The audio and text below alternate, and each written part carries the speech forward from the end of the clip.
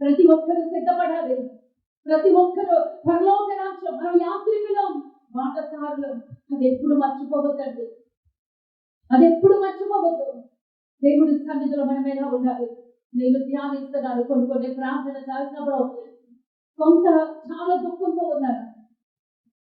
నాకు ఒక విషయం తెలుసు, ఈ సంవత్సరం మన చర్చికి దేవుడు ఇచ్చిన వాగ్దానం ఏంటండి? కరువు కరువు కరువు. స్వరం విన్నానండి. 31వ రాత్రి నేను ఇక్కడికి వస్తున్నప్పుడు వాక్యం ధ్యానించాను, చదివాను. ఒక్క మాట అర్థం అవ్వలేదండి. లాస్ట్కి ఇంకొక మాట అర్థమైంది.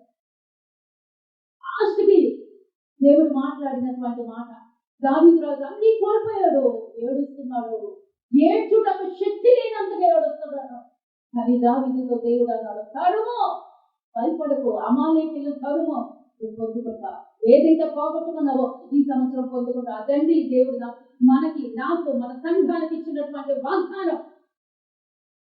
ఎలా ఏడ్చావో దేవుడు చూస్తున్నాడు, ఎంతగా తల దించుకున్నావో దేవుడు చూస్తున్నాడు. నువ్వు తరుము, నువ్వు పొందుకుంటావు. అదండి ఈ సంవత్సరం మన దేవుడు ఇచ్చినటువంటి సందేశం. అయితే ఆ మాట గుర్తుకొచ్చింది. నేనైతే కంటిన్యూస్ గా ఇర్మియా గురించి చెప్పాలనుకున్నాను. నిజం చెప్తున్నానండి, ఇర్మియా పక్కనే నేను ధ్యానిస్తున్నాను. చాలా వాక్యాలు ఉన్నాయండి, చాలా లోతైన మర్మాలు ఉన్నాయి, మర్మ గర్భితమైనటువంటి సందేశం ఉంది దానిలో.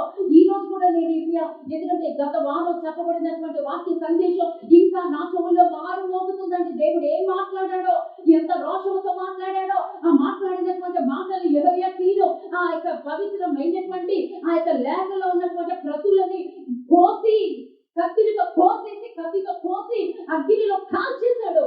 యెహోయాకీను విననటువంటి వారు 70 సంవత్సరాలు బబులోను చెరలోకి వెళ్ళిపోయారు. నా నేను కానీ, నా బిడ్డలే కానీ, నా సంఘం కానీ అలా వెళ్ళడానికి వీలేదు ప్రభువా, మేము లోబడిపోతాం ప్రభువా. యెహోయాకీను దేవుని యొక్క ప్రతులను కోసి, కత్తితో కోసి అక్కడే తగలబడుతున్నటువంటి అగ్నిలో వేసి కాల్చేశాడండి.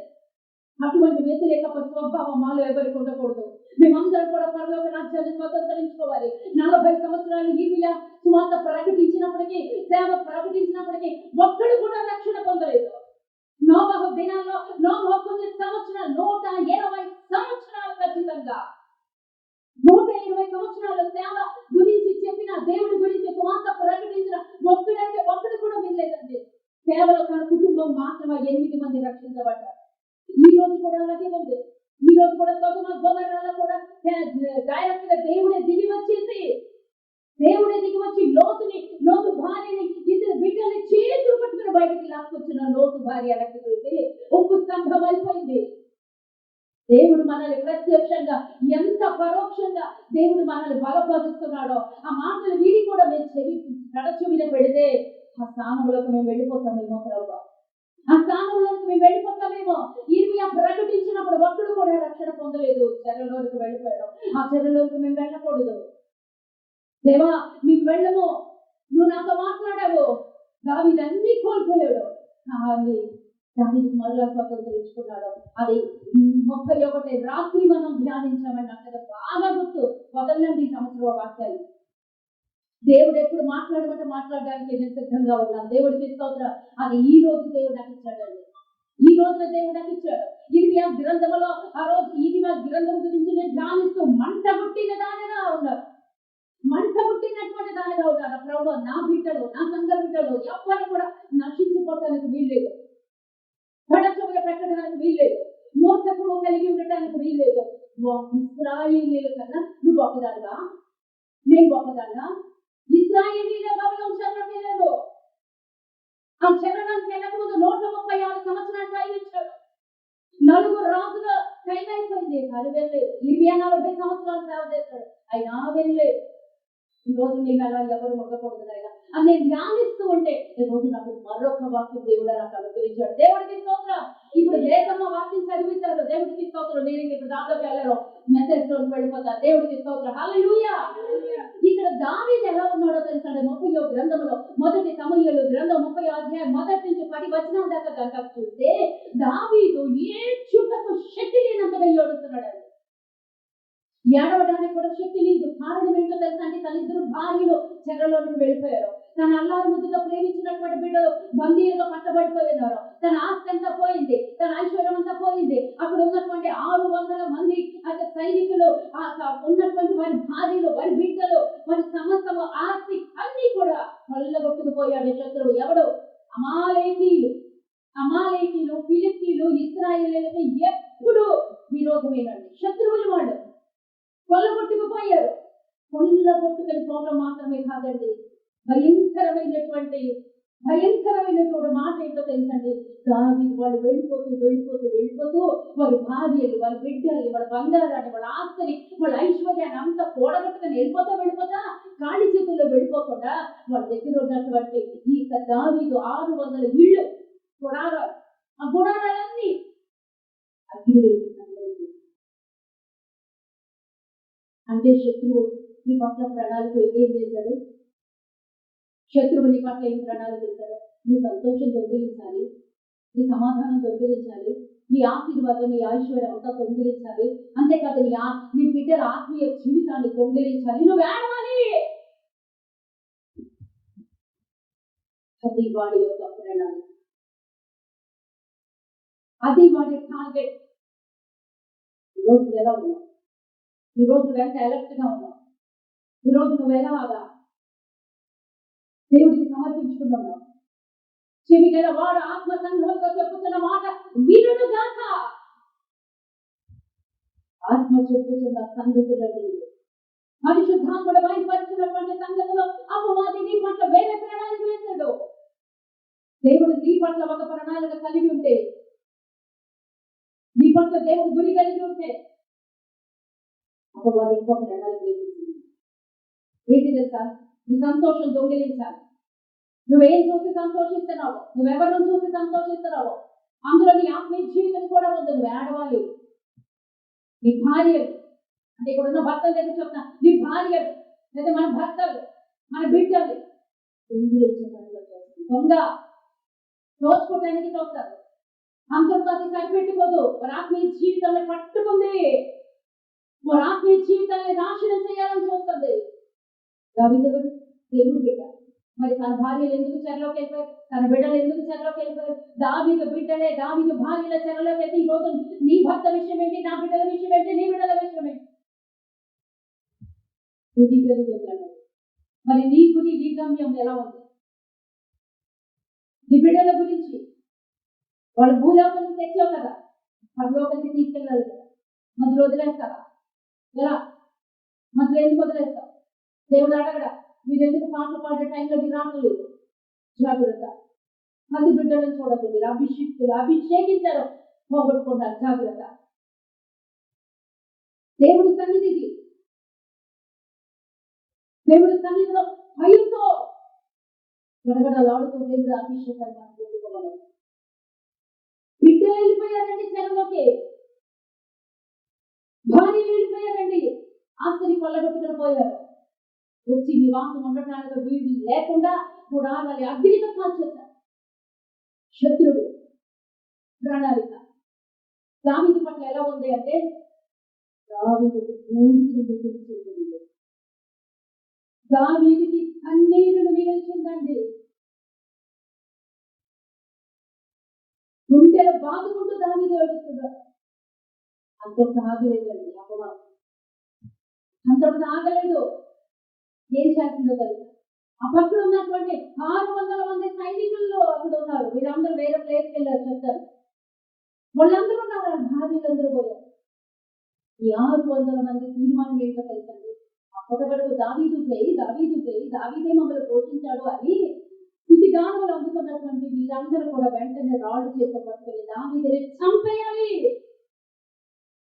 దావీదు దగ్గర ఉండటాన్ని బట్టి ఈరోజు మన భార్యలు, మన బిడ్డలు, మన ఆస్తి, మన గుడారాలు, మన నివాసాలు అన్ని కోల్పోయాము. ఈరోజు బూదే మిగిలింది దావీదుతో పాటు. రాళ్ళు పెట్టి కొట్టి చంపేయాలి అనుకున్నారు. రాళ్ళు పెట్టి కొట్టి చంపేటువంటి సమయంలో మీకు విషయం తెలుసా? యేసు ప్రభువును కూడా చంపారంటే, సిలువేశారో చంపారు, ఇదంతా పక్కన పెట్టారు. 2 సార్లు మందిరంలో పట్టుకుని చంపేయాలని చెప్పారు. రాళ్ళతో కొట్టాలి అని చూశారు. భయపడు. నీ మీద కఠినమైనటువంటి శిక్షలు, కఠినమైనటువంటి పరిస్థితులు, నిన్ను నమ్ముకున్న వారే, నువ్వు నమ్మిన వారే నీ మీద రాళ్ళు తీస్తారు. కీర్తనల గ్రంథంలో ఏమో తెలుసా? నీవు నమ్మిన వారే నీ మీద మడిమ ఎత్తుతారు. సందర్భాలు భయపడతాయి. పట్టుకో. యేసు ప్రభువుని రాళ్ళతో కొట్టి చంపేయాలని యేసు ప్రభు ఏం చేశారు? పారిపోయినట్టుగా వాక్యంలో రాయబడి ఉన్నది. అటువంటి సందర్భాలు మనకు కూడా ఉంటాయండి. మిత్రులే శత్రువులు అయిపోయారు. అక్కడ ఉన్నటువంటి 600 మంది రాళ్ళు పెట్టి కొట్టి చంపేయాలనుకుంటున్నప్పుడు దావీదు పారిపోయి వెళ్ళిపోయాడు. అహీమెలెకు కుమారుడైనటువంటి అబ్యాతారుడు యాజకుడు యాజకుని దగ్గరికి వెళ్ళి ఆ ఏపోతు యాజక వస్త్రం ధరించుకుని తండ్రిని విడిచి గుండెలు బాదుకుంటూ ఏడుస్తున్నాడు, ప్రార్థిస్తున్నాడు. ప్రభువా, నన్ను ఏం చేయమన్నాడు? నా ఒక్క భార్య మాత్రమే కాదు, అందరూ 600 మంది భార్యలు ఒక్కొక్కరు వ్యతిరేక కూడా ఉంటారండి. భార్య ఒక్కొక్క భక్తులు అందరూ ఉంటారు. ఆనాటి కాలంలో అది చెల్లుబాటు, ఈనాటి కాలంలో అది రద్దు. దేవుడికి స్తోత్రం.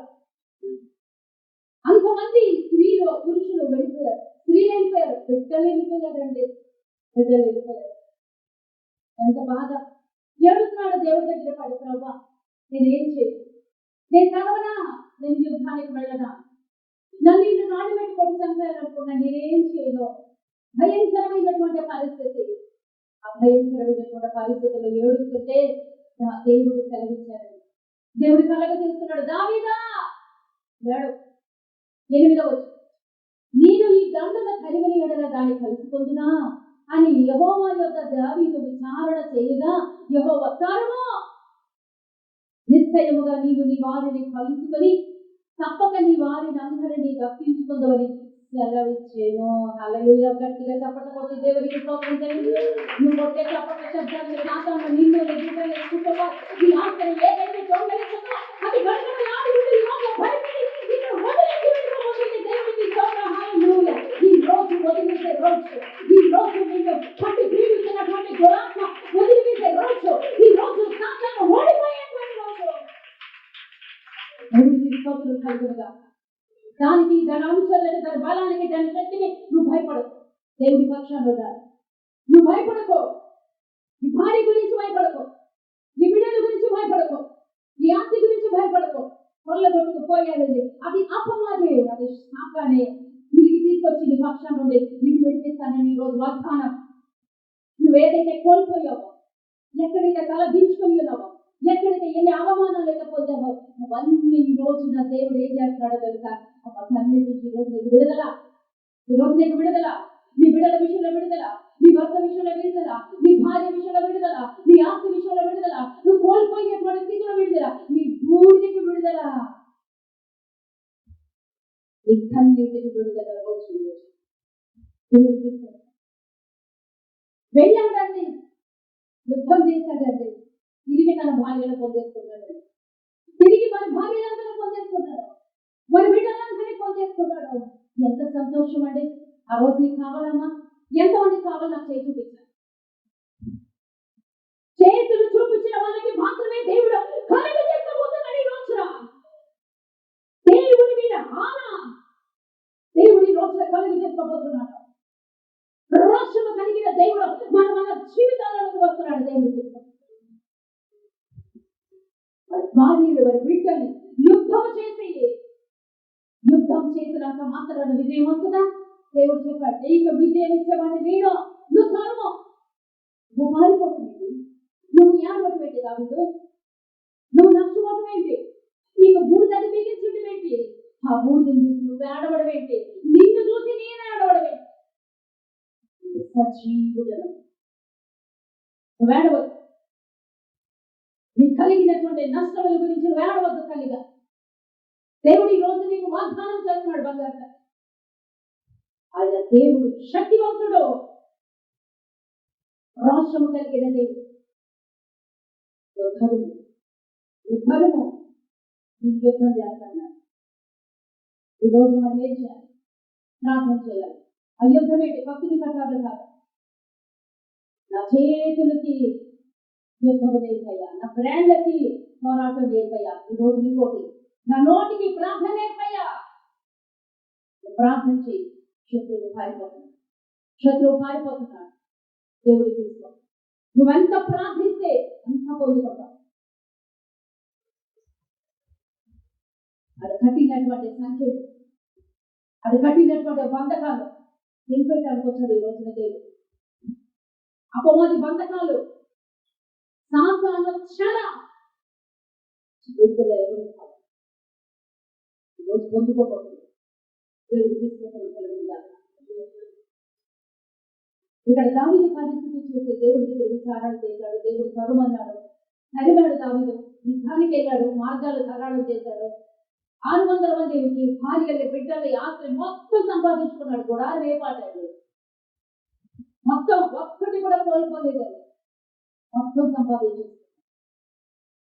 అసలు అసలు విషయం ఎక్కడుంది? అసలు ఎందుకు కోల్పోయాడు? అసలు ఎందుకు తన భార్యలు కోల్పోయాడు? అపవాది భూమిని మిగిల్చడానికి గల కారణం ఏంటి?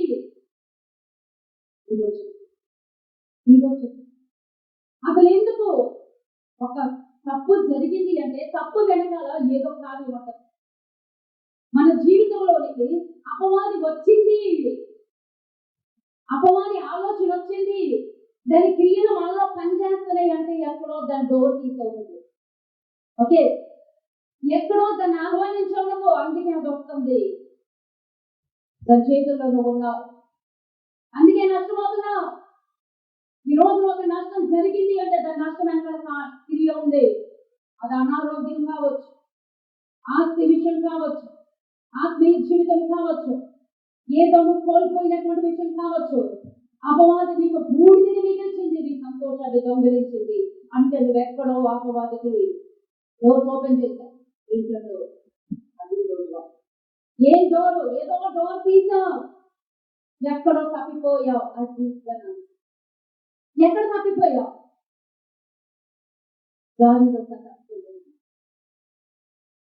ఒకసారి ఇదే మొదటి సమూయేలు గ్రంథం 21వ అధ్యాయం, దీనితో టైం సరిపోతట్టు చెప్పారు. మొదటి సమూయేలు గ్రంథం 21వ అధ్యాయంలో దావీదు యాజకుడైనటువంటి అహీమెలెకు గారి దగ్గరికి వెళ్తాడండి. అంటే ఆల్రెడీ అప్పటికే గాతువాడైనటువంటి గొలియాతుని చంపాడు. గాతువాడైనటువంటి గొలియాతు 40 రోజులు ఇశ్రాయేలీయుల మీదకి వచ్చినప్పుడు, మీలో మగవాడు లేడా, మీరు ఇశ్రాయేలీయులు కాదా, మీకు రోషం లేదా, మీరు తిరగబడలేదా, తిరగబడకపోతే రేపే లాభే. 39 రోజులు వచ్చాడండి. 40వ రోజు మార్నింగ్ కూడా వచ్చాడు, 40వ రోజు కూడా వచ్చేసాడు. 40 రోజులు పొద్దున వస్తాడు, సాయంత్రం వస్తాడు, పొద్దున వస్తున్నాడు, సాయంత్రం. ఎంతమంది జీవితాల్లో పొద్దున వస్తారని సాయంత్రం వస్తారు అపవాదం అవుతుంది. అది భయం, పిరిగితనం, అది బెదిరిస్తూనే ఉంది. ఉదయం బెదిరిస్తుంది, రాత్రిలో బెదిరిస్తూనే ఉంది, బెదిరించి వెళ్ళిపోతుంది. 80వ సారి వచ్చాడు, అంటే 40 రోజులు 2 కోట్ల 4 రెళ్ళ 80 సార్లు వచ్చాడంటే ఇశ్రాయేలీయుల జీవితంలోకి గొలియాతు. నీ జీవితంలోకి ఎన్నిసార్లు వస్తున్నాడో? నీ జీవితంలోకి వస్తున్నాడా? పొద్దునసారి, సాయంత్రం ఒకసారి, ఆ భయంలోనే, ఆ మధ్యంలోనే, వాడు తెచ్చినటువంటి ఆలోచనలోనే రోజంతా అయిపోతుంది. 80వ సారి వచ్చాడంటే దావీదు వెళ్ళిపోయాడు. ఒకే ఒకసారి దావీదు వెళ్ళాడు, తెల్లారి పట్టి వెళ్తాడు వెళ్ళాడు. మనకు తెలుసు, వాడికి రాయి తీసుకెళ్ళాడు, కొట్టాడు, చంపాడు. వాడి కత్తితోనే తీసి వాడి శిరఛేదం చేశాడు. ఆ శిరస్సు బతుకులు రాజు గారి దగ్గరికి వెళ్ళాడు. ఆ శిరస్సు కోట గుమ్మానికి తగిలించబడింది. ఓకే, ఆ కోట గుమ్మానికి తగిలించబడింది. బాలుడైనటువంటి దావీదు అజానుబాహుడైనటువంటి గొలియాతుని చంపి ఆ శిరఛేదనం చేసి రాజుగారి దగ్గరికి. ఎంత ధైర్యం ఉంటుందండి, ఎంత సంతోషంగా ఉంటుంది. అలా ఎప్పుడైతే చేశాడో ఆటోమేటిక్ గా దావీదు ఎవరికి అయిపోయాడండి? సౌలు గారికి అల్లుడైపోయాడు. సౌలు గారికి అల్లుడైపోయాడు. ఈ అక్కడ ఉన్నటువంటి క్వైర్ వీళ్ళకి పాట పాడేవాడు. యమ ఉషాలతో కంచెలు కొట్టుకుంటూ పాట పాడతారు. ఎవరు పాట పాడతారు? సౌలుకి 1000 కొలదిగాను, దావీదుకి 10,000 కొలదిగాను స్తుతులు. ఎందుకంటే అంతలాగా గొప్ప కార్యం చేశాడు. రాజుగారు ఎవరు? సౌలు. కింద స్థానంలో ఉన్నవాడు ఎవరు? దావీదు. అయితే స్తుతులు ఎవరికి ఎక్కువ ఉన్నారు? సౌలు గారు రాజు అయితే సౌలుకి 1000 కొలదిగాను, దావీదుకి 10,000 కొలదిగా రివర్స్ అయిపోయింది. ఎప్పుడైతే రివర్స్ అయిపోయిందో సౌలులోకి, రాజులోకి ఏమొచ్చేసింది? ఈర్ష, ద్వేషం, అసూయ వచ్చేస్తుంది. ఒక చిన్న మాట, ఒక చిన్న పొగడ్త. ఈరోజు కూడా మన మధ్యలో ఉన్నారా? ఒక పొగడ్త ఎదుటి వాడిని పొగిడినప్పుడు నీకు గుండెలో గాయపోతుంటే ఎక్కడో సౌలు ఉంటున్నాడు, ఆడు దాక్కుని బాధపడద్దు. నీ టైం వచ్చినప్పుడు నీకు అడుగుతాడు. ఆ ఒక్క అసూయ అనేటువంటి దాన్ని బట్టి సౌలు అభిషేకాన్ని కోల్పోయాడు తెలుసా? దేవుడిని కోల్పోయాడు, రాజ్యం కోల్పోయాడు. విషపు చూపు చూడటం ప్రారంభించాడు. దావీదుని చంపేయాలి. ఇక అందరి ఆడవాళ్ళు ఎంతసేపు కన్నీరు పట్టుకొని నాట్యమాడుతూ గానం ప్రతిగానం రాడుతూ ఆయనకేమో నాకేమో 1000 అంటారు, ఆయనకేమో 10,000 అంటున్నారు. నాకన్నా గొప్ప ఆయనే అంటున్నారు. విషపు చూపు. ఇంకా అక్కడి నుంచి చంపడానికి ప్రయత్నిస్తున్నాడు. అక్కడి నుంచి దావీదు పారిపోతూ పారిపోతూ ఉన్నాడు. పారిపోయి అరణ్యంలోకి వెళ్ళిపోయాడు. అరణ్యంలోకి వెళ్ళిపోయి యాజకుడైనటువంటి అహీమెలెకు దగ్గరికి వెళ్ళాడు. అహీమెలెకు దగ్గరికి వెళ్ళి రాత్రి కాలంలో ఒంటరిగా ఉన్నాడు. చదివి చూపిస్తుంది. ఒంటరిగా ఉన్నాడు. మీరు ఇంటికి వెళ్ళాక చదువుకోండి.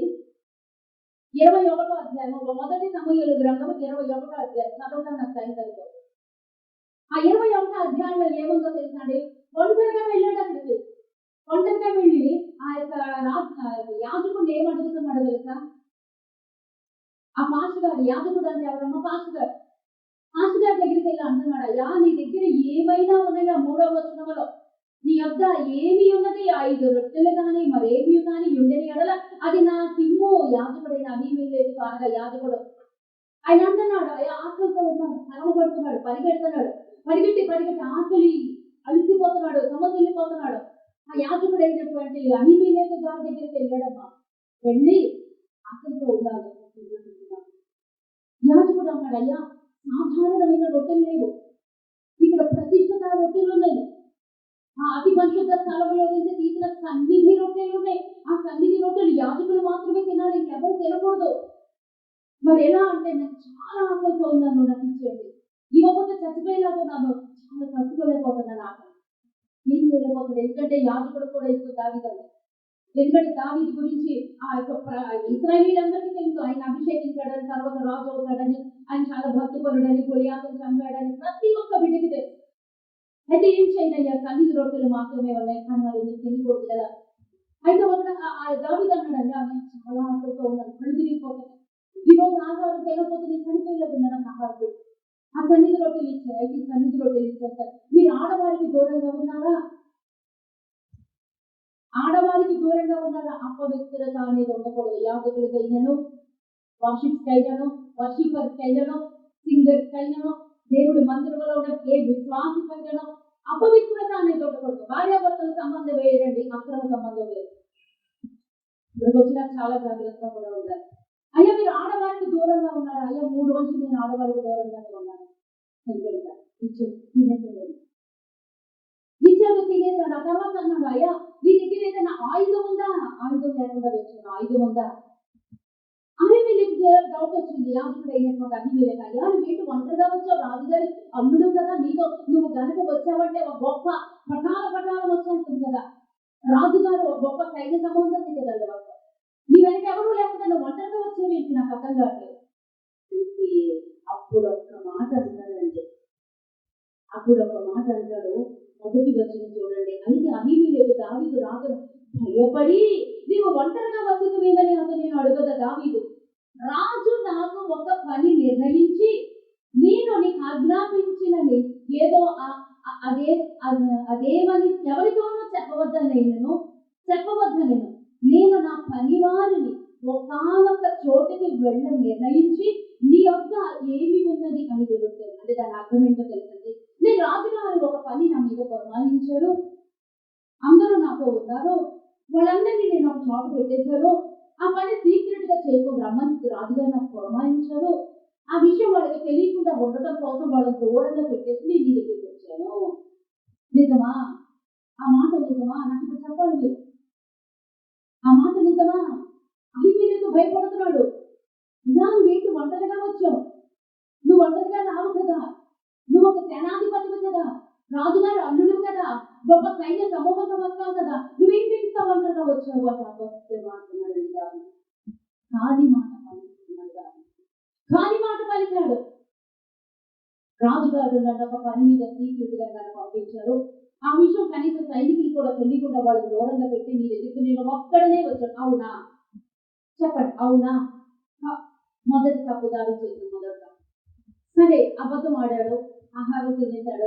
తర్వాత అంటున్నాడు, అయ్యా నా దగ్గర 5,000 లేదు, నీ దగ్గర 4,000 ఉంటాను. అయ్యా నా దగ్గర మాస్టర్ దగ్గర ఖర్చులు ఉంటాయండి, గొడ్రాళ్ళు గంట గొడ్రాళ్ళు ఏమైనా పొడవలు ఏమైనా ఉంటాయో పాస్టర్ దగ్గర ఉండవండి. డబ్బులే సరిపోతావు. దేవుడికి స్తోత్రం. హల్లెలూయా, హల్లెలూయా. వాళ్ళే కరెక్ట్ సేవకులు. నాకు తెలిసి కరెక్ట్ సేవకులు అలాగే ఉంటారండి. ఈనాటి ఆహారం ఆనాడు ఏవి చూశారు. దేవుడికి స్తోత్రం. హల్లెలూయా. ఓకే, అయితే అప్పుడు అన్నాడు, అయ్యా కానీ ఒక్క ఖడ్గం మాత్రం నా దగ్గర, అది నువ్వే గొలియాతుని గాతు వాడైనటువంటి గొలియాతుని నువ్వు చంపావు కదా, అది దేవుడు ఇచ్చిన విజయానికి గుర్తుగా అందులో వెనక పెట్టావు.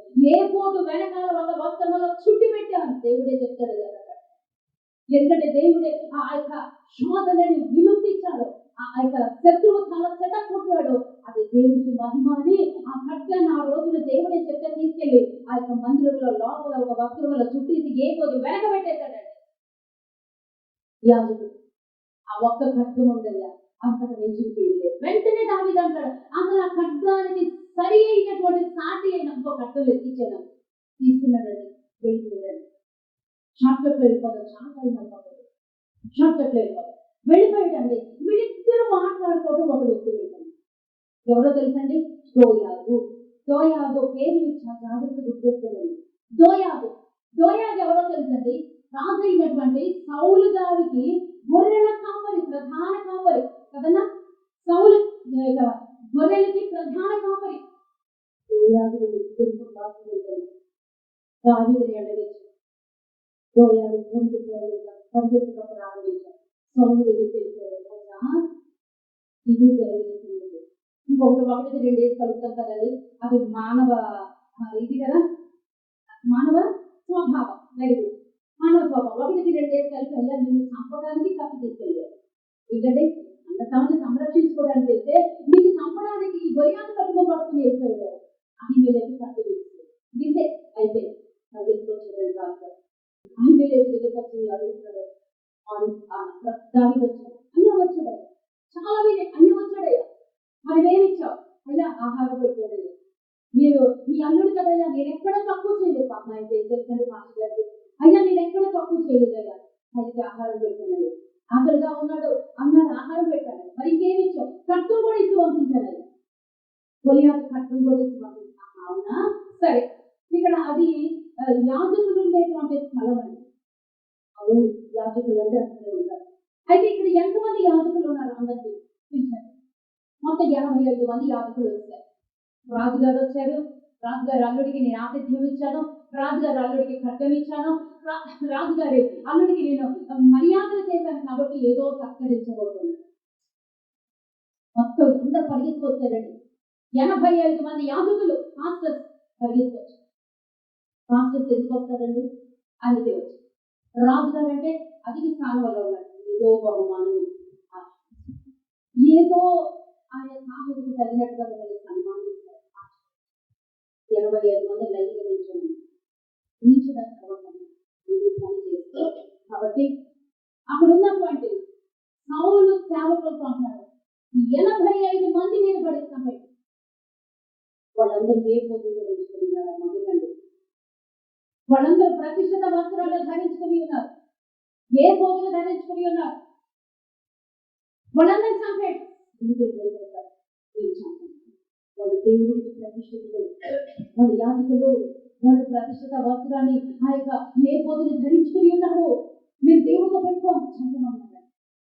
ఎప్పుడైతే చంపము అని అన్నారో, ఎప్పుడైతే భయపడ్డారో, సౌలు అంతా ఆగలేదండి. దోయాగుతో చంపారు. దోయాగు చంపే అందరు వాళ్ళు వేశారు. 85 మంది ఇద్దరమ్మా, 85 మంది యాజకులు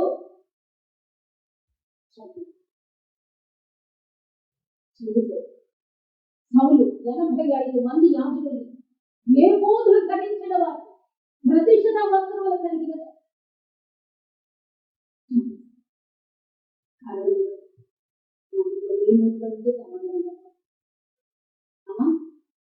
ఎవరమ్మా? ఎవరు? Yes, దావీదు. దావీదు. ఎందుకు దావీదు అన్నాడు? దావీదు ఒక అబద్ధం ఉంటుంది.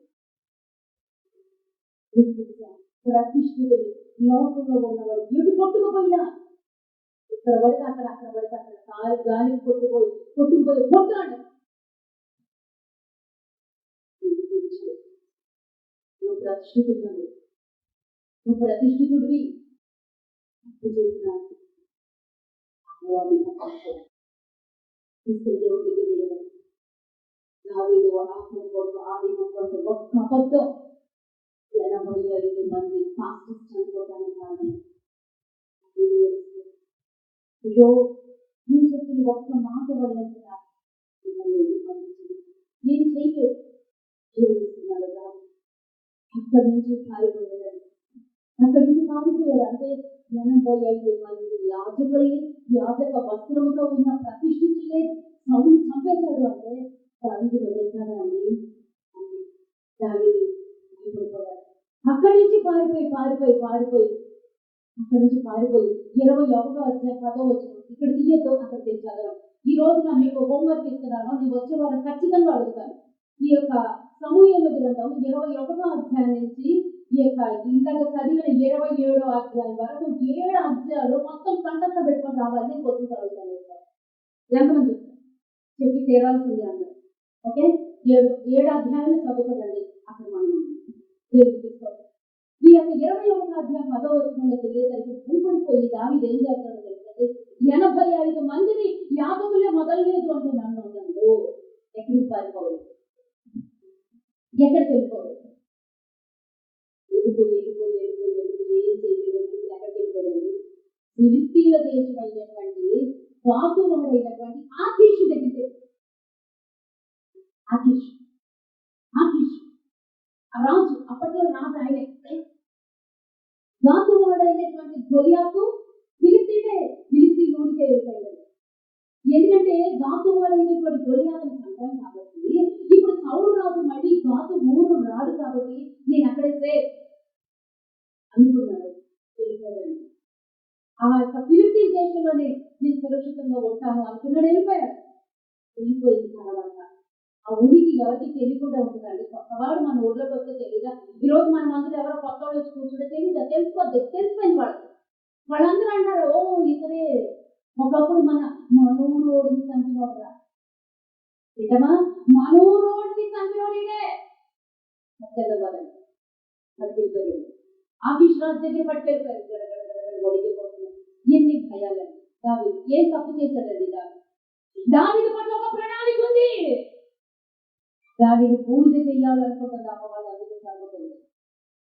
ఆ కిషోరాజు దగ్గరికి తీసుకెళ్ళిపోయారు. ఇక్కడ ఉన్నటువంటి సైనికులు అందరు జనాలు నిలబడింది. మీకు ఒడిగిపోతున్నాడండి, ఏం చేయాలో తెలియదు. వెంటనే ఒక ఆలోచన వచ్చి ఆ రాజు సముఖంలో దావీదుని నిలబడితే దావీదు ఏం చేస్తాడండి? ఒక వెర్రి వాళ్ళలాగా, ఒక పిచ్చి వాళ్ళలాగా ఆ గోడ మీద గీతలు తీసుకుంటా ఎదురోళ్ళని చూసి చేసేసుకుని ఆ యొక్క నోట్లో నుంచి వచ్చిన సౌండ్ గడ్డముల మీదుగా కారుతుంటే పిచ్చి చేష్టలు చేశాడు. నటిస్తున్నాడు. ఆ కిషోరాజు చూశాడు. ఎందుకు పిచ్చోండి నా దగ్గర తీసుకొచ్చి? అయ్యా ఆయన పిచ్చిపడు కాదయ్యా, ఎంతవరకు బాగానే ఉన్నాడు. నీ దగ్గరికి వచ్చినాకే అయ్యా, మరి ఎందుకు ఇలా ఇవ్వడం నాకు తెలియదయ్యా. మీరు పట్టుకున్నప్పుడు బాగానే ఉన్నాడయ్యా, నీ దగ్గరికి వచ్చినాక ఎలా అయిపోయాడయ్యా? పిచ్చోడు కాదయ్యా అంటే నీకు పిచ్చెక్కినట్టు ఉంది. పిచ్చోడనే నా దగ్గర తీసుకొచ్చాడు. ఇది రాజదర్బార్. పిచ్చోళ్ళు రాకగునా అద్దె తీసుకెళ్ళి కూడా బయటికి వెళ్ళదు. అదయ్యా ఎదురు గొలియాతని, గాతువాడైన గొలియాతని ఆ ఖడ్గాన్ని చంపినోడిదే వినట్లేదు. అదంతా నాకు అనవసరం. జరిగిపోయిన చరిత్ర నాకు అనవసరం.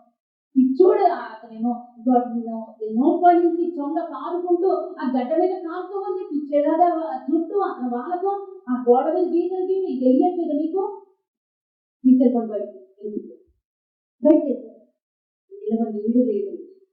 బయటకు వెళ్ళిపోయాడు. అసలు మా గుహలోకి వెళ్ళిపోయాడు. ఆ గుహలోకి వెళ్ళిపోయిన తర్వాత కూడా కొంతకాలానికి మరలా కరుగుతున్నాడు సౌలు రాజు. ఏం చేయలేని స్థితిలో మరలా మరలా ఆకృష్టి బాగుంది. మరలా ఆకృష్ణరాజు దగ్గరికి వెళ్ళారు. ఆకృష్ణరాజు దగ్గరికి మీరే అనాలి, మీరే ఇప్పుడు నన్ను సౌండ్ చెప్పడం చేస్తున్నాను. నాకు ఆశ్చర్యం బాబా, మీ ఊళ్ళో ఏదో ఒక స్థలంలో దాచుకుంటూ పరిగెత్తలేకపోతున్నాను, అలిసిపోయినాను. నాతో పాటు కొంతమంది జనాలు ఉన్నారు, నన్ను నమ్ముకున్న వాళ్ళు.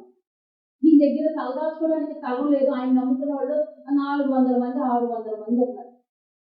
మేమందరం ఉండటానికి ఈ పట్టణంలో కదా అడిగాడండి. చూశాడు దావీదు అతని ఒప్పుకోడు, క్షమాపణ, సత్యం స్వభావం అంతా చూశాడు. సరే, మా ఫిలిస్తీన్ల దేశంలో ఒక పట్టణం ఉంది, సిక్లగు. ఆ సిక్లగులో తలదాచు దీన్ని క్షమించేస్తాను వెళ్ళిపోయి ఆ సిక్లగులో ఉండదు. ఎంతకాలం? చాలా ఉండిపోయాడు. ఎంతకాలం? 16 నెలలు. 16 నెలలు ఉండిపోయాడు. సిక్లగులోని ఆడకే అకీషు ఆశ్రయం ఇచ్చాడు కదా, ఆశ్రయం ఇచ్చిన రాజు దగ్గర నమ్మకంగా ఉండదు. నమ్మకంగా వెళ్ళిపోయాడు. సిక్లాగు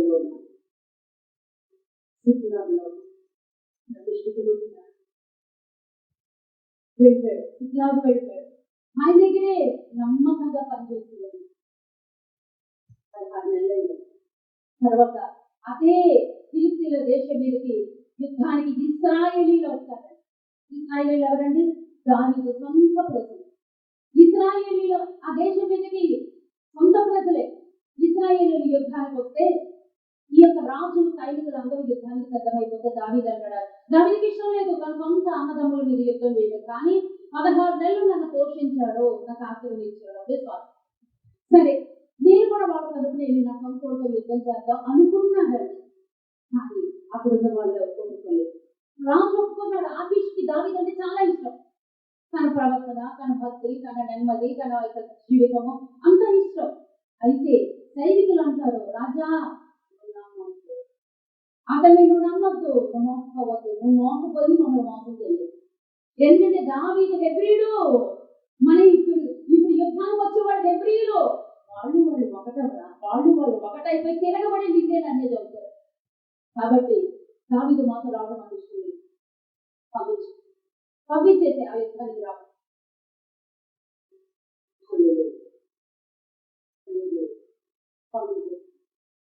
దావీదుతో ఆకీషు రాజు అంటాడు, దావీదు నీ ప్రవర్తన నాకు చాలా ఇష్టం, నిన్ను చూస్తున్నాను. 29వ అధ్యాయము 5వ వచనంలో ఉంటుందండి, 6వ వచనం. కాబట్టి ఆకీషు దావీదును పిలిచి, యెహోవా జీవముతో నీవు నిజముగా యథార్థవంతుడై ఉన్నావు తండ్రిలో, నీవు నాతో కూడా సంచరించడం నా దృష్టికి అనుకూలమే. నీవు నా యొద్దకు వచ్చిన వెలుగు నుండి నేటి వరకు నీ అందు ఏ దోషములు నాకు కనబడలేదు, కానీ సంతానులు నీ అందు ఇష్టము లేక ఉన్నారు. నాకు ఇష్టమే నువ్వు యుద్ధానికి రావడానికి వినిపిస్తుంది, నీ అందు ఏ దోషము నాకు కనబడలేదు, నువ్వు యథార్థవంతుడు. అంతేకాదు, యెహోవా జీవము తోడు, యెహోవా జీవము తోడు, నీకు గొప్ప దేవుడు అయ్యా, నేను చూస్తున్నా. చాలా ఎంత గొప్ప సాక్ష్యం పొందుకున్నాడండి దావీదు. మరి మన సాక్ష్యం, దావీదు ఒక అన్య రాజు దగ్గరికి వెళ్ళినప్పుడు 16 నెలల్లో నీ దేవుడు గొప్పడు, నువ్వు యథార్థవంతుడు, నువ్వు నీతిమంతుడు అని ఒక పరాయి వ్యక్తి సాక్ష్యం ఇస్తున్నాడు. దేవుడు తెలియజేటువంటి వ్యక్తి. ఈ రోజు నేను ఈ సాక్ష్యం ఎలా ఉందమ్మా? మనం నమ్ముకునే సంవత్సరాలు, నెలలు కాదు, సంవత్సరాలే. కానీ మన సాక్ష్యం ఎలా ఉంటుంది? మనల్ని చూసినప్పుడు మన మాట తీరు, మన ప్రవర్తన, మన యథార్థత, మన నీతి ఎదుటివాడు కదిలిపోవాలి.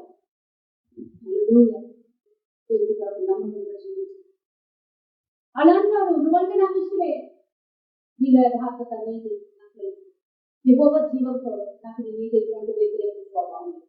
కానీ నువ్వు నాట కనిపిస్తుంది. సరే, నేనేం తప్పు చేశానయ్యా, నువ్వే తప్పు చేయలేదయ్యా, నువ్వు మంచు, కానీ వెళ్ళిపో, యుద్ధానికి రావు. వెళ్ళిపోయాడు. అక్కడే మొక్కలేదు. వెళ్ళిపోయాడు. వాళ్ళు అటు యుద్ధానికి వెళ్ళిపోయారు. ఇటు దావీదు ఇంటికి వచ్చేసరికి ఏమైందండి? గుడారాలన్నీ కాల్చబడింది, భార్యలు బిడ్డలు అపహరించబడ్డారు. కారణమే ఎందుకు అపహరించబడ్డారు, ఎందుకు కాల్చబడలేదు, ఎందుకు శత్రువు చేతులకి దావీదు వెళ్ళిపోయాడు? అదండి ఈ రోజు పోతున్నాం.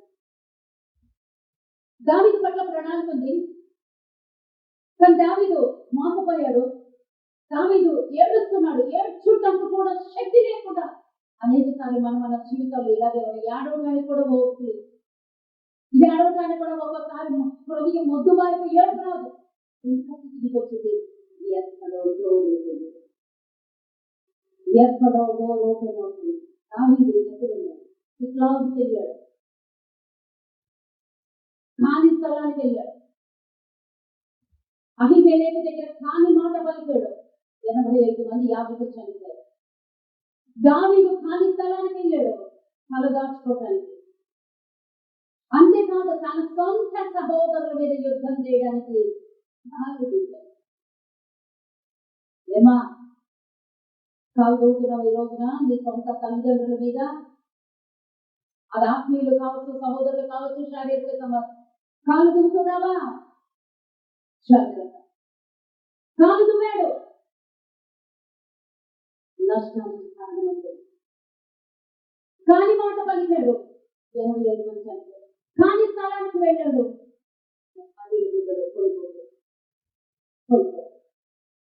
మీకు విషయం తెలుసా? అపర్ణామ కూడా అలాగే. దేవుడు అన్నాడు, నిన్ను నేను దీవిస్తాను, భూమి మీద ఉన్న వాళ్ళందరూ నిన్ను బట్టి దీవించబడతారు, వాళ్ళ వంశావళులన్నీ నీ వారు దీవించబడతారు.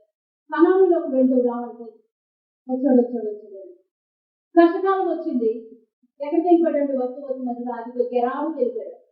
గెరారు దగ్గర రాజు ఎవరంటే అబీమెలెకు రాజు. తన భార్య చాలా సుందర అందమైపోయింది అనేసి చంపేస్తాడంటే అబ్రహాం గారు ఏం చెప్పారంటే, అమ్మా ఈ ప్రజలు చాలా దుర్మార్గులు, దీన్ని బట్టి నేను చంపేస్తాను. అడగం ఇవ్వడానికి అబద్ధం ఆడే ప్రతిసారి అబీమెలెకు గుర్తుకొచ్చిందా? అబద్ధం ఆడాడండి, నువ్వు నా చెల్లి అని చెప్పు, అప్పుడు నన్ను బతకలేస్తాను. అయినా సరే అక్కడికి కోల్పోయాడు తన భార్య.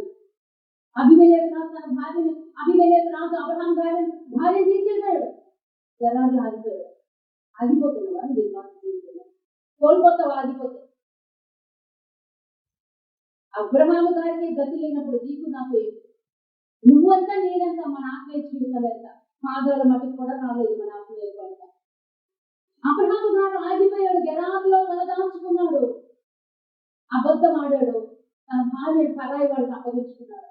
తన భార్య పరాయి వాడి చెంతకు వెళ్ళిపోయింది, ఏడుస్తున్నాడండి. కానీ కనికరము కలిగిన దేవుడు కదిలి వచ్చాడు. ఆ యొక్క అబీమెలెకు రాజు అన్నాడు, నువ్వు కనుక ఆమెను ముట్టుకున్నావు చస్తావు. రోషముతో మాట్లాడాడు, అంతే భయపడిపోయాడు. తీసుకెళ్లి సకల మర్యాదలతో అబ్రహాం గారికి తన భార్యను అప్పగించేశాడు. అదే తప్పు ఒక అన్నప్పుడు ఇస్సాకు కూడా అదే జనాల్లో చేస్తాడు. అదే తప్పు, అదే అబద్ధం. వంశపారపర్యంగా వచ్చేస్తున్నాడు పొందుతున్నాడు. యాకోబు గారు వెళ్ళిపోయాడు, 21 సంవత్సరాలు పట్టణంలో ఉండిపోయాడు. యాకోబు గారు సొంత మేనమామే, మేనమామ కూతురు ఒకటి ఇద్దరు చేసేస్తున్నాడు. బిడ్డలకు అన్నాడు, ఆస్తిని సంపాదించాడు. 21 సంవత్సరాలు తెచ్చేసాడు. దేవుడు అన్నాడు, ఇక్కడ కాదు నువ్వు ఉండాల్సిన కదా, ఎక్కడికి? బేతేలుకి కదా, అక్కడ ఆరాధించి వెళ్ళాలి, నీకు నేను దీవించుకోవడం పడదు. ఇప్పుడు స్థిరపడిపోతుంది. ఈరోజు ఎవరు స్థిరపడిపోతున్నారు? పాపములో ఎవరు స్థిరపడిపోతున్నారు? అతిక్రమంలో ఎవరు స్థిరపడిపోతున్నారు? చిన్న పొరపాటు కలిగిపోతలే కానీ స్థిరపడదు. దానిలో ఊపిలో నుంచి బయటకు రావాలి. ఈ రోజున ఎందుకు ఈ వర్తమానం దేవుడు చెప్పి నేనైతే ఖచ్చితంగా ఈ గ్రంథం ధ్యానిస్తున్నాను. దేవుడు అన్నాడు, అలా మీకు ఎందుకంటే ఆశీర్వాదాలు పోగొట్టుకుంటారు, దీవెన పోగొట్టుకుంటున్నారు. వాళ్ళ పట్ల ఒక మంచి గొప్ప ప్రణాళిక నేను వేసింది, వాళ్ళ ప్రణాళికలోకి వెళ్ళకుండా వాడి కొరకు ఈరోజు పూర్తి మిగులుతుంది. ఏడ్చుటకు శక్తి లేకుండా ఉన్నారు. వాళ్ళ పరిస్థితి కోల్పోయారు. ఆరోగ్యపరంగా అనారోగ్యం, కుదుట కాని పరిస్థితి, కుదురు పడ్డట్ల అనారోగ్యం, దాంతోనే సంవత్సరాలు అనారోగ్యం. ఎందుకు వచ్చింది? ఎక్కడా తప్పావు, కాని స్థలానికి వెళ్ళావు, కాని చోట ఉన్నావు, కాని మాటలు పలుకుతున్నారు. అందుకే డోర్ ఓపెన్ అవుతుంది, ఆశీర్వాదం పోతుంది, దుఃఖం మిగులుతుంది. రోజు గొప్పకూడదు. దావీదు అంతట వాడే తప్పు చేశాడు, అబ్రహాం అంతట వాడే పొరపాటు చేశాడు కదా. ఏం చేస్తే ఏది అనుకో, వాళ్ళు అనుభవించారు, మనం అనుభవించకుండా ఉండాలి. ఈరోజు దేవుడు మనం పట్టుకోవాలి. ఈ రోజున క్షమాపణ ఉంది, ఈ రోజు ఏసయ్య రక్తం ఉంది. ఈ రోజున మన కొరకు బలి పశువుగా ఆయన వధించబడ్డాడు, బలిపీఠ మీద పెట్టబడ్డాడు. పక్క బలి రోజునే ఆయన యాగమై ఉన్నాడు. ఆయన రక్తం ఇంకా మన కొరకు ప్రవహిస్తున్నాడు. క్షమాపణ, క్షమాపణ.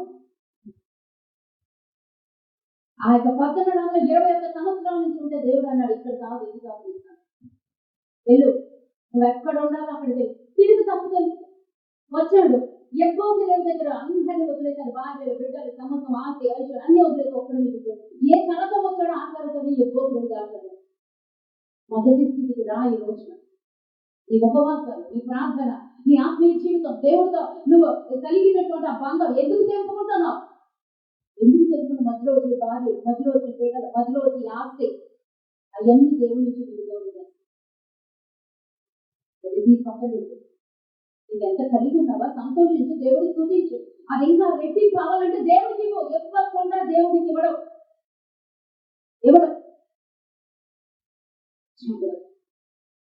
దేవుడి సన్నిధిలో అది రెట్టి కావాలి. బిడ్డలు జీవించబడాలా?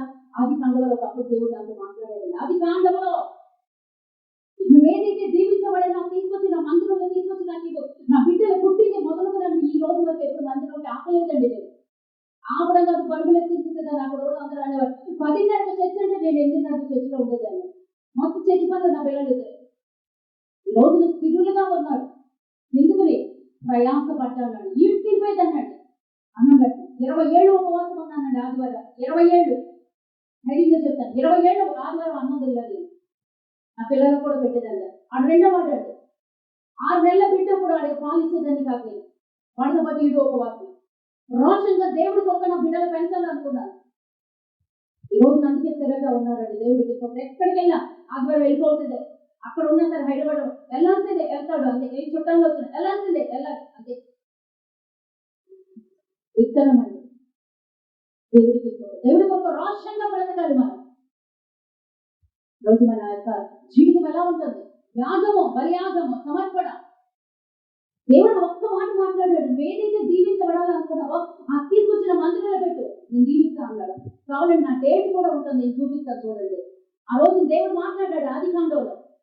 ఆ రోజు నుంచి ఈ రోజు వరకు ఇదిగోండి, ఆ రోజు నేను రాసినటువంటి 20 సంవత్సరాల క్రితం నేను రాసుకున్న మాట చదివి, కావున 7వ దినమున నీ బిడ్డల్ని ఆయన దగ్గరకు తెస్తే వారు ఆశీర్వదించబడుదురు. ఎగ్జాంపుల్ కానుక మత్తయి 16:17. ఆ రోజు దేవుడు నాతో మాట్లాడిన ఆ మాటలు బైబిల్ కొత్త అప్పుడు రాసిన మాటలు. బిడ్డలు చిన్న పిల్లలు ఎందుకు ఈ బైబిల్ ఎవరికి ఇవ్వను? ఈ బైబిల్ వదలండి, చిరిగిపోతుంది, అయిన వదలు. అది ఎంత ప్రాణం. ఎన్ని దేవుడు మాట్లాడిన వాడి మాటలు దీనిలో ఉంటాయి. అందుకే ఎవరికి ఇవ్వనండి. చాలా ఆయన ఎవరండి? అబ్రహాం లింకన్ గారు. ఒక బైబిల్ ఉంటుంది ఆయనకి. ఇప్పటికీ కూడా ఆ దేశంలో మ్యూజియంలో పెట్టించారంట. జ్ఞాపకాలన్నీ చిరిగిపోయి వచ్చారు. సార్లు వచ్చేది సార్లు దేవుడు ఆ రోజు దేవుడు నాతో మాట్లాడారు. దేవుడు స్వయంగా మాట్లాడుతున్నప్పుడు ఆ కానుక గురించి మాట్లాడుతాను. దేవుడు నాకు అన్నాడు, కానుక మాత్రమే, కానుక దేవుడి దగ్గరికి ఏ తీసుకొస్తే అదే తీరుస్తాను. నా బిడ్డల్ని తీసుకొచ్చి నా బిడ్డలు తీర్చు పాటు పడిన లాక్ వచ్చేస్తాను. అందుకే దేవుడు స్థిరపరుస్తాను. ప్రియతించేదాన్ని పెట్టేదాన్ని కదా, అన్నం తింటాను తెలియదు, ఇప్పుడు తింటాను తోడైపోయారు కదా. అప్పుడు నా చేతుల్లో ఉంటారు. దీవించబడాలా? తీసుకొచ్చి అప్పగించు. నువ్వేది కావాలనుకున్నావు తీసుకొచ్చి.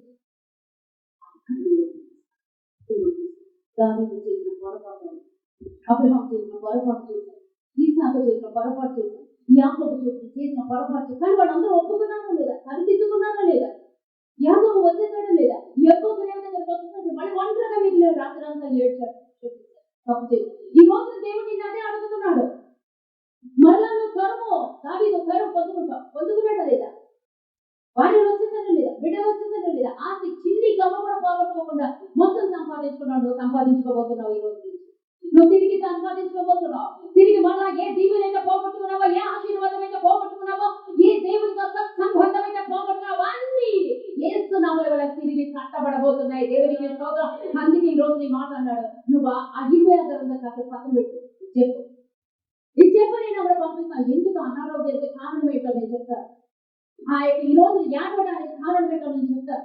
దేవుడు ఒకటి నీ పట్ల తలంచితే నీ ఇంకొక పట్లగా వెళితే యోనాకు ఒక పట్ల ప్రాణాలు పొందాడు. యోనా నశించుకెళ్ళి అక్కడ చాలా మంది నశించిపోతున్నాడు. ఎలాంటి ప్రారంభించు, నేను వెళ్ళ ఎక్కడికి వెళ్తాను, నేనే కలవంటే ఎక్కడికి వెళ్తాం, దర్శించుకెళ్తాం దేవుడు చెప్పమా. అందుకే చాపకి అనుమతిస్తాడు 3 రోజులు అగాడు, 3 రోజులు ఆకలి, 3 రోజులు చావ బ్రతకపోతే చచ్చాడు అనుకున్నాడు. 3 రోజులు దేవుడు చిత్తము కానిది, కాని చోటు, కాని మాటలు, దేవుడి కార్యానికి ఆటంకం. దేవుడి ప్రణాళిక నీ పట్ల ఒకటి ఉంటే నీవు ఇంకొకటి నీ పట్ల వేసుకున్నావనుకో వెళ్ళక తప్పదు. యోనాయే వెళ్ళిపోయాడు చాప కడుపులకు, ఏడుస్తున్నాడని నాచు నా తల కలుపుకున్నాడు. భూగర్భ తలుపులు వేయబడి ఉన్నాయి. ఏడ్చాడు. దేవుడు కనికరించాడు. 3 రోజుల తర్వాత చాప చెప్పే బయటికి వదిలే జీవమిచ్చే. ఇప్పుడు ప్రకటిస్తాడు దేవుడికి స్తోత్రం. ఫిలిప్పు బ్రదర్ గురించి నేను చెప్పాను కదండి ఆ మధ్యలో. నాకు చాలా ఇష్టము, చాలా నాకు సహోదరుడు. మేము ఎప్పుడు ఇద్దరు అందరం ఒకేసారి రక్షణ పొందాం. 70 మంది యూత్ ఉండేవారు, 40 మంది యూత్ చర్చ్ మెంబర్స్ అందరూ కలిపి 50-60 మంది పైనే. అంతటి మందిలో ఈరోజు మేము ఇద్దరు సేవలో ఉన్నాం. నర్సీపట్నంలో ఫిలిప్పు, ఇక్కడ నేను. దేవుడికి స్తోత్రం. మమ్మల్ని ఇద్దరు దేవుడు బలంగా వాడుకున్నాడు. అయితే నేను చెప్పాను కదా, తనకి సడన్ గా హెల్త్ ఇష్యూస్ చాలా వచ్చేసింది, అనారోగ్య కారణాలు వచ్చినాయి. ఆ గాల్ బ్లాడర్ 11 mm స్టోన్స్ 2 ఉన్నాయి అని చెప్పాను కదండి. సో సాక్షి చెప్పింది ఉన్నాయన్నా కదా. ఇంకొని చెప్పాను సేవ అన్నది కత్తి మీద సాగులా చాలా జాగ్రత్తగా ఉండాలి. కొన్ని చెప్పాను, అవునమ్మా నువ్వు చెప్పిందే కదా, దీని దేవుడు అందుకే పంపించాడమ్మా. చాలా ఇంకా అసలు ఎవరి ఆడవారు అలా ఏడ్చాడు. అంతా అయిపోయింది, ఆపరేషన్ కి రెడీ అయిపోయారు, డేట్స్ కూడా ఫిక్స్ అయిపోయి అంతా అయిపోయింది. వాడైతే ఏడుస్తున్నాడండి. ఒక రోజు పిలుస్తాను, మామూలుగా ఏడవలేదు, ఏడుపు చూస్తే కడుపులో పేగులు కదిలిపోతాయి. అలా ఏడుస్తున్నాడు, అలా ఒప్పుకుంటున్నాడు.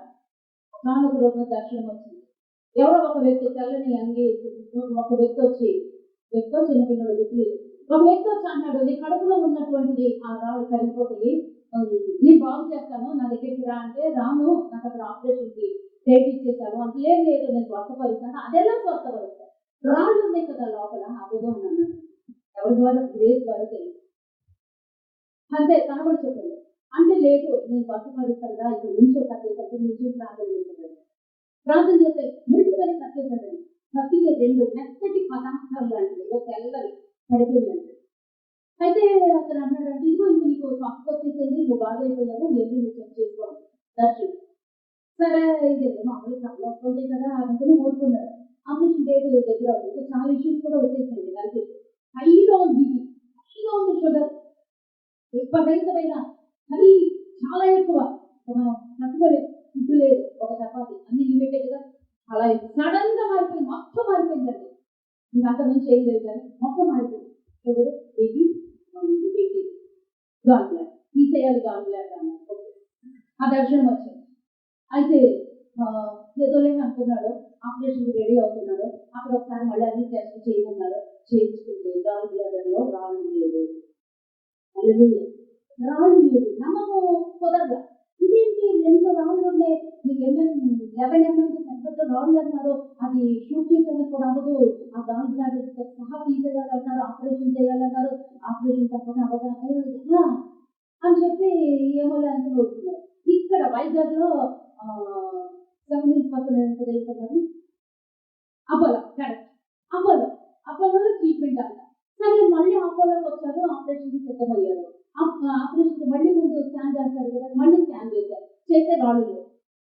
ఇదేంటి రాళ్ళు మళ్ళీ రిజల్ట్ చూశారు. ఇదేంటి రాళ్ళు లేవు, మాకు ఈ హాస్పిటల్లోనే కదా ఇది రాళ్ళు ఉన్నాయి, చాలా పెద్ద సైజ్ లో ఉన్నాయి అన్నారు కదా అని అంటే మళ్ళీ వాళ్ళు చూసారు, నిజమా ఇప్పుడే మేము చెప్పామా, అయితే మళ్ళీ కానీ మళ్ళీ చేస్తారు, మళ్ళీ 3వ సారి చేశారు.